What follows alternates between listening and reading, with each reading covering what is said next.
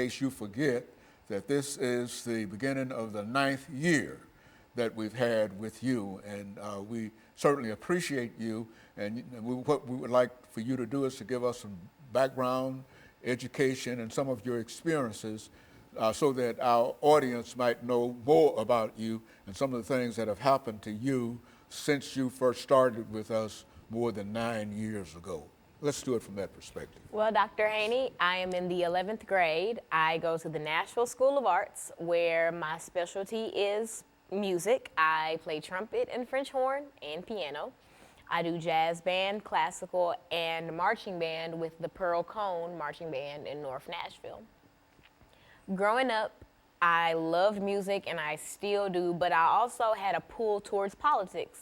I've always enjoyed learning why our government is set up the way that it is and why laws are established and the process that we go through to get said laws established. And I've always wanted to have a say-so in things, and so my dream is to be a political commentator. I do plan on going to college for it. I'm undecided as of right now, but that is my lifelong dream, and I believe that I will have a show of my own one day. That's basically sums up my background and why I'm on the show. And I feel like the show gives me kind of a head start on giving my opinion and spreading my knowledge to others, because ultimately that's all I want to do. And I feel like I can appeal to my age group a lot better, seeing as they'll probably respond better to someone who looks like them and is of their same, age range, as opposed to listening to Fox News or CNN. Very good. And so, Lana, let's talk about, I think we said that the topic today is the impact of imperialism and colonialism on the African continent. And during the last part of this segment, let's have you to give us some information in reference to the definition of imperialism, colonialism in the African continent, and why this should be important in terms of what we're talking about today. Well, imperialism and colonialism are often confused. Most people think that they're interchangeable, though they are not. Colonialism is a result of imperialism, and imperialism is when a larger, more powerful country takes control of a smaller country.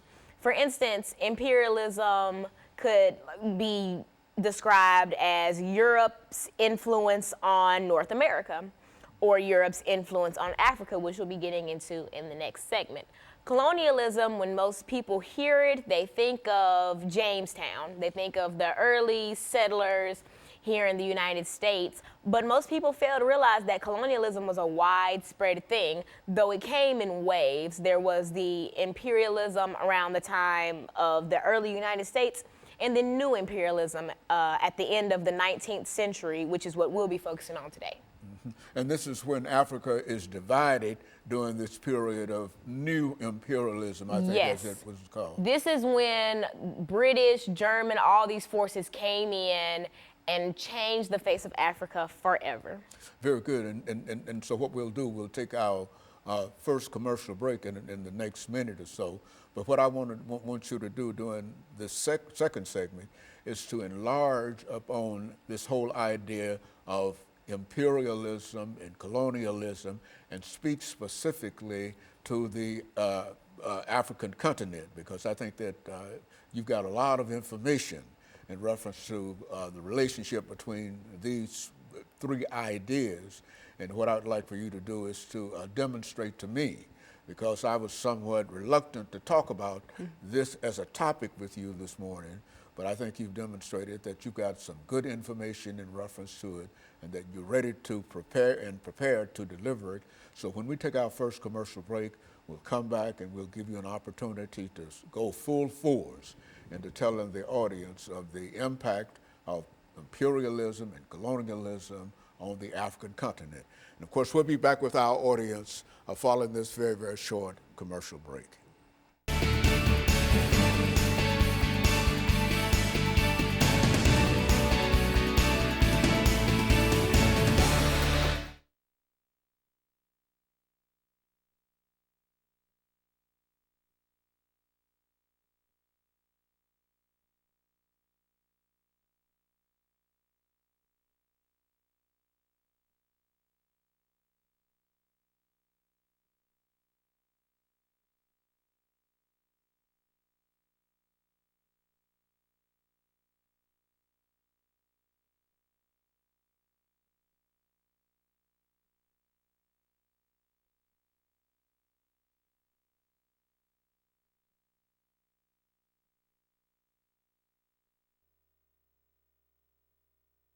Back to the second segment of the show for today, and then we'll talk about the impact of imperialism and colonialism on the African continent. And Yep. then we can get into it. We'll have 8 minutes to This do. is going to be 8, right? Yeah, And then 8 10. minutes, then 10 minutes to do the second.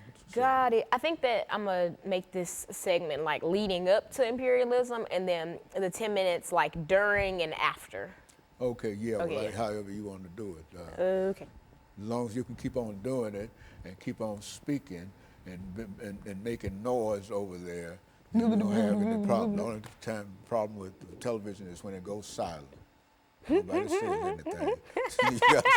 See, because that's You when don't have that problem that's with when me. people stop and look, and start running. For they'll be listening in bed and they leave and sit up and It's gone silent. Oh, You man. don't, television don't go silent. No talk show. But I think this is a good show. It's demonstrating you got some knowledge and some information that. Did you hear my neck pop? What? Did you hear me pop my neck? Was that your neck? I Yeah. thought that was you. Let me see. Well, I already did What, you it. pocket? Uh-huh. I was like that. Yeah. Yeah, well.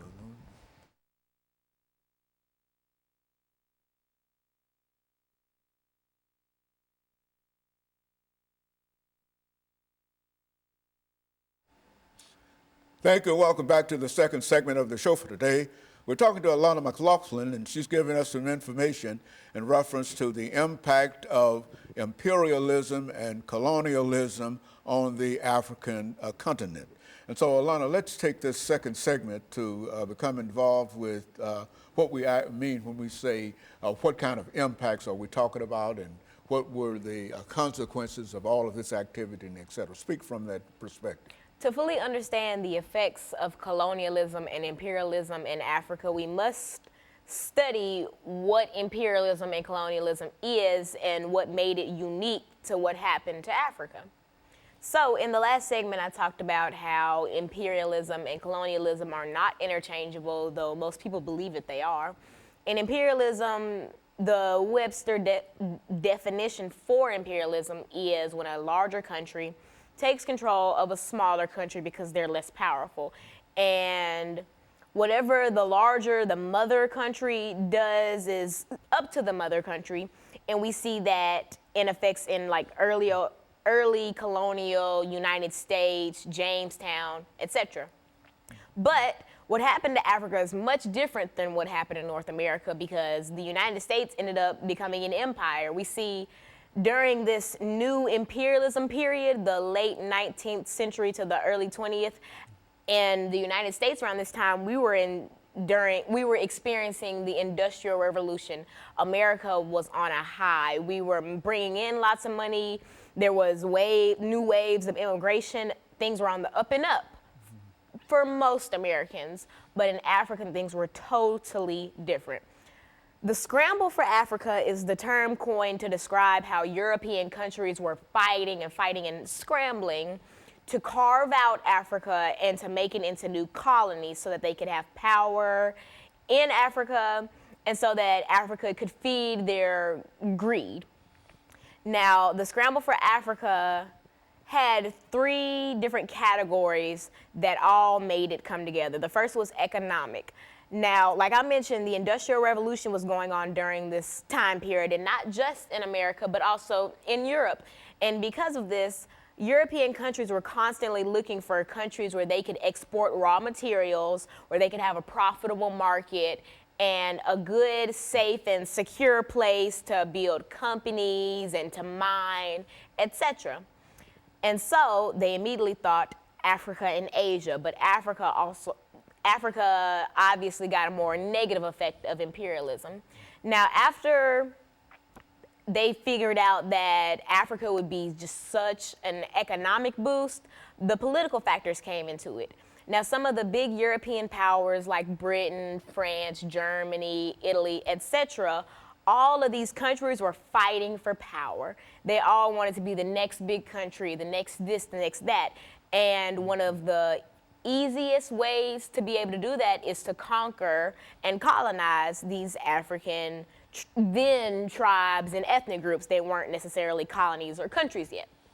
Now, the last is social. Now, during the Industrial Revolution, things in Europe weren't always on the up and up like how I described they were in the United States. There was lots of social displacement from people in rural areas whose homes are now like mining towns or like factory towns. There was lots of unemployment and lots of homelessness. And so initially, even before these European powers discovered the political and all these other sides, all these other positives for colonizing Africa, the first thought that these European countries had was, oh, we're just going to send our surplus population to these settler colonies in Africa, and that'll help with the unemployment and the homelessness. And that was the initial thought. That was what was supposed to happen to Africa. But of course, we see in 2019 that that did not happen. Now, German Chancellor Otto von Bismarck, he kind of knew that since the scramble for Africa was so intense that there would be conflict.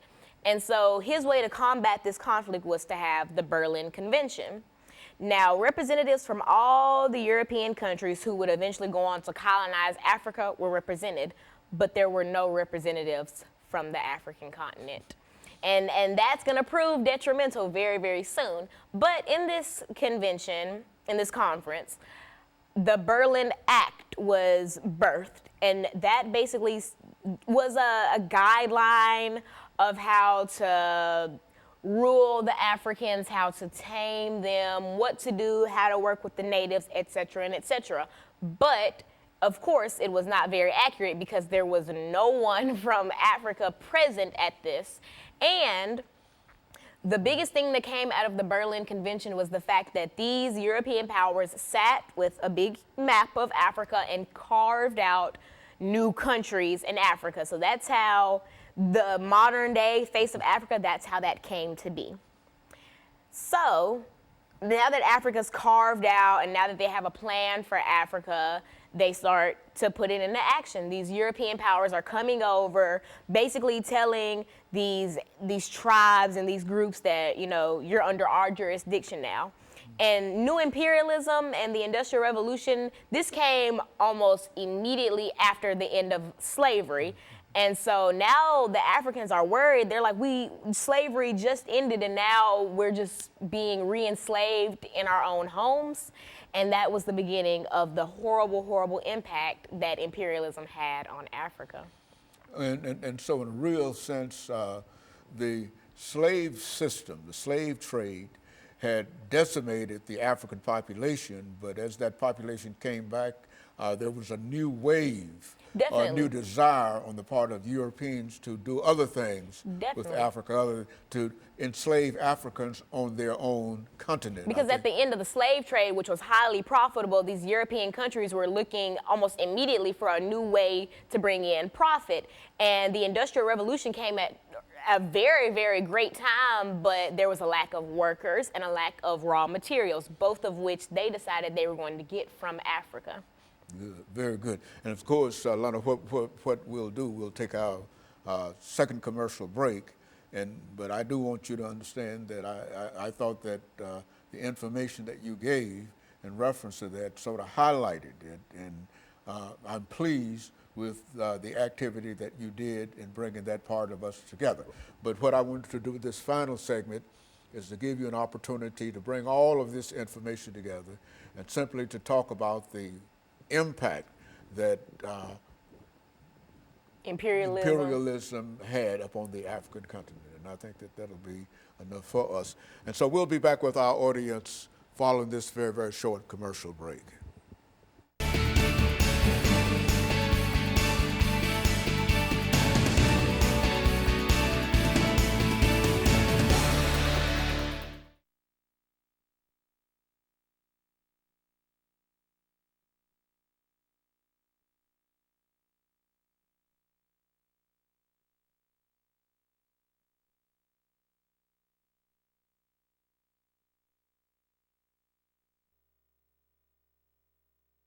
Because sometimes I don't have anything to say in reference to it. So, you need to pull it all together.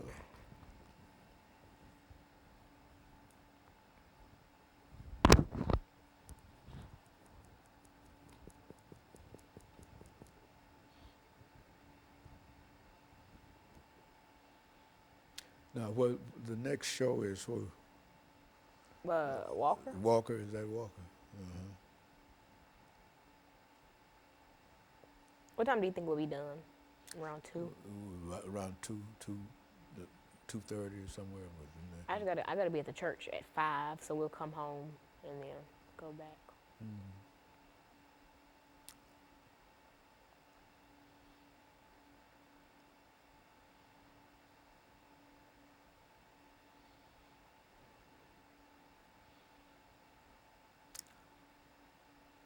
We have to roll that down. That's some time we didn't use, you know that.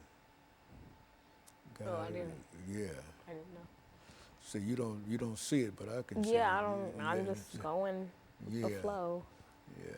Well, that's all right.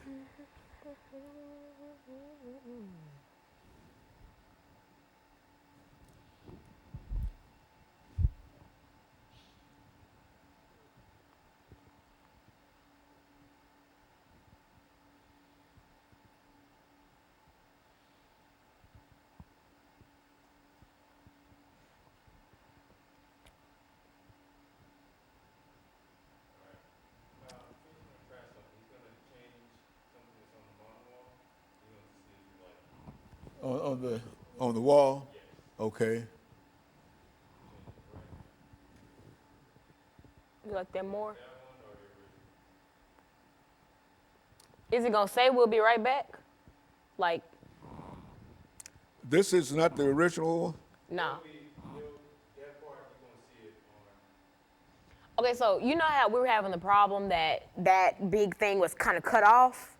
Well, he just put another one up there, and so now you can see the full comments with Dr. James Haney. So do you want to keep that? Yeah, let's keep that. Yeah, let's keep that. Okay, this is the last segment, 10 minutes.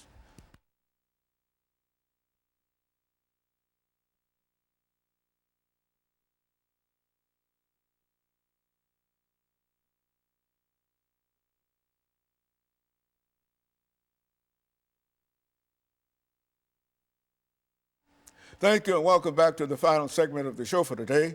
We're talking to Alana McLaughlin, and she's given us some information in reference to the impact of colonialism and imperialism, Lana, had upon the African continent. And I think you gave us some excellent information in terms of laying out the conflict that we have to deal with. But let's take the last 10 minutes of this program to give you an opportunity to develop this idea of the impact and the reasons for some of the things that we're talking about here. Now, one of the biggest effects of imperialism and colonialism on Africa was the loss of culture. There was this idea that the Europeans had that, oh, we're the smartest and the most able people in the world, and so everybody should try to be more like Europe. And so after carving out Africa at the Berlin Convention, these powers believed that they were going to take their Western ideals and Western culture and Western language and throw it onto Africa, which in turn stripped Africans of their native tongue and their native clothing and their way of life before they were disturbed. One of the darker effects of imperialism is ethnic conflict. Now, most people, they hear about different African countries that are in civil war or that are just in the dumps, and they hear about it and they believe, oh, Africa, they're just crazy and they're this and that and they need to be tamed. But most people fail to realize that there is a reason why these African countries are in the state that they're in. In 1994, the Rwandan genocide, the Tutsis and the Hutus. Most people don't know that back when Germany had control of Rwanda, a lot of times they had this system of racism and segregation between the Tutsis and the Hutus, and often the Germans would cater more to Tutsis, which really wedged the Tutsis and the Hutus apart. About 30, not even 30, a few years after the end of imperialism, though its effect has never really ended, a few years after the official end of imperialism, we see Formal imperialism. exactly we see and new imperialism. We see the Rwandan genocide, and most people think, oh, and I'm sure in 1994, the Americans and Europeans who were watching the genocide from the comfort of their homes were just like, oh, these Africans, they need to be tamed and they need somebody to come in and help. But they fail to realize that because of this systematic racism that the Germans put upon the Tutsis and the Hutus, it drove them apart. And so the Hutus finally gained control of Rwanda, and in 1994 killed 800,000 Tutsis in the span of 2 or 3 months, I believe. And a lot of people fail to realize where this type of stuff comes from. For instance, in the Congo, they're in civil war right now. A lot of people don't understand why they're in civil war or what's happening or why the M23 has control of the Congo, but it all stems back from imperialism. It stems back from pitting these countries against each other. It stems from ripping them out of their homes, forcing them to work, forcing them to find shelter in these gangs, in these groups, in these terrorist groups, forcing them to compete with Europeans for a way to live. We see in the Virunga State Park, which is home to the rare mountain gorillas in the Congo is currently under the control of the M23, and the state park is struggling to stay open while there are powers that are coming in that are trying to mine in the park, though mining is illegal in the park, and that are trying to take away the livelihood of these people. And it just makes me sick that so many outsiders don't realize that Africa as a whole, the continent, did not choose to be the way that it is. And it certainly did not choose to be portrayed the way that it is. And so I feel like it is my duty on the show to be able to bring a different insight into stuff like this, because I know that once I first learned about the Rwandan genocide, it scared me. I thought, how could people be so cruel to each other? Then I realized people aren't naturally just that cruel to each other. There's some type of outside, interference, and I realized that that was Europe.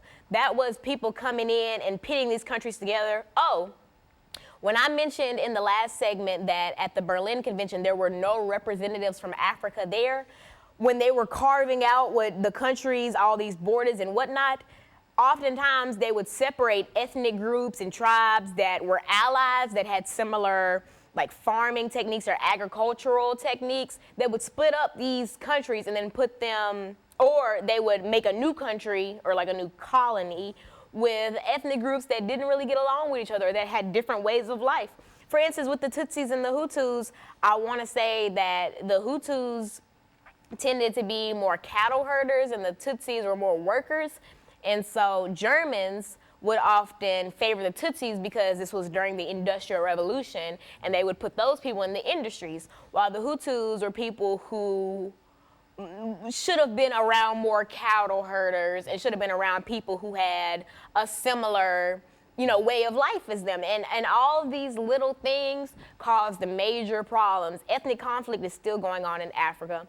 There are some conflicts that are still going on from the period of new imperialism. Like I mentioned with Rwanda, a lot of the Hutus who were killing Tutsis in Rwanda fled to the Congo. And now we see that the Congo is in civil war, and it's honestly just it never ends. It's like the domino effect. You come in and you tip this domino, and then all these people are affected, and they go on to affect other people, and it never ends. And so when people say that, European powers need to come in and tame Africans, or when Americans say that they need to be Americanized so that they're civilized and so that they can work together, it's not their fault. It is purely because people came into their home, stole land from them, and left them. They took the raw materials from Africa. They took so much gold, ivory, etc., stuff that they were originally trading, but Europe became greedy and they figured, I don't want to trade, this just should be mine. And so they came and they stole land, they stole culture, they stole resources, and they stole happiness. I mentioned in the last segment that new imperialism and the Industrial Revolution came pretty close after the end of the slave trade. These people were already being uprooted from their homes and shipped overseas to work for people who didn't care about them in the slightest. And now there's another form of slavery, but just from the comfort of their own homes. And that's not right. And I feel like a lot of countries, other continents failed Africa. We as Americans failed Africa because even in 1994 during the Rwandan genocide, it was televised. How did we allow that to go on for 2-3 months, allow 800,000 Tutsis to be slaughtered with clubs and machetes and be beheaded and kidnapped and recruited into all these militant groups? I feel like the country and our ignorance towards the problem honestly allowed a lot of this stuff to go on.